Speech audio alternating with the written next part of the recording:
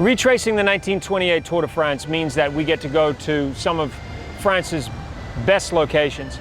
Yesterday, however, stage 11, we knew was not going to be the most idyllic stage. We were going through a lot of industrial parts of these various cities, and we knew it was reasonably flat and long, and we knew that we needed to really get through the miles as fast as possible because there weren't a lot of things to see along the way. So Ben and I made a goal to just get through the miles as quickly and as effectively as we could. One of the other reasons we want to get through the day was we wanted to get our team, our support team, back to the hotel as quickly as possible so they could get as much sleep as they possibly could. And we did pretty well yesterday. This is luxury riding when you can stop and have a cup of coffee. Greg likes his coffee. We always make sure Greg gets the first cup. That way he feels like King Greg. And right, King Greg? King Greg, thank you. King Greg, and then I also pour his milk until to his satisfaction. Tell me when you're happy. That's good. Okay. Is there anything else I can get you, King Greg? Just a cookie. A cookie? Okay. Let me serve it for you because I don't want you to reach forward, Greg. You might hurt your back. Hold on.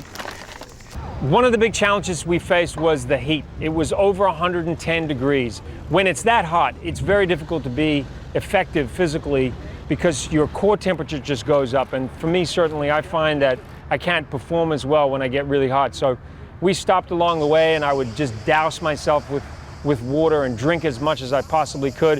Of course, I'm still using a lot of electrolyte, a lot of the Cytomax to just try to stay hydrated.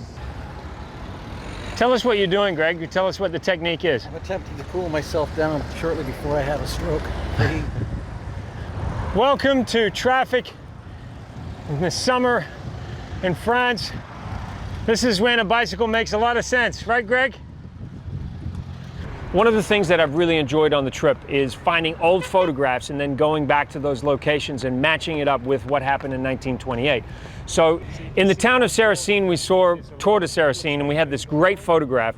We stopped on a bridge right next to the building. It was so hot, and these kids saw what we were doing. They wanted to know all about why we were riding bikes in the heat of the day. They were about to leap off the bridge and get a refreshing dip in the river, something that actually Ben and I considered doing, but we had to keep on moving. So we're heading towards Sète and Montpellier, and Ben just noticed this sign, and that means no bikes. Bringing history back to life, quite literally bringing it back to life, we really want to make it look good.